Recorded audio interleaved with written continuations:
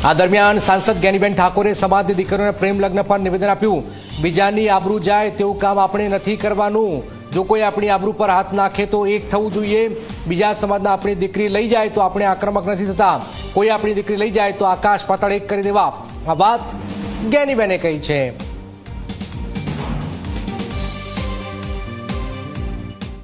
આપણે બીજાની આબરૂ થાય એવું આપણે ના કરવું જોઈએ, પણ આપણી આબરૂ પર મોટા ભૂપે હાથ નાખ્યો હોય તો આપણે સમાજે એક થઈ તમે આ બાબતમાં હું એટલું કહું અત્યારે બધા છે કે એક સામાન્ય વાદીમાંથી કોઈ છોકરી લઈ જાય ને તો આખો સમાજ ભેગો થઈ જાય અને તમારા સમાજ ને આપણા સમાજ એટલે આપણા સમાજમાંથી ગમે એટલી દીકરીઓ બીજો સમાજ લઈ જાય ને તો એના માટે સમાજ આક્રમક નથી।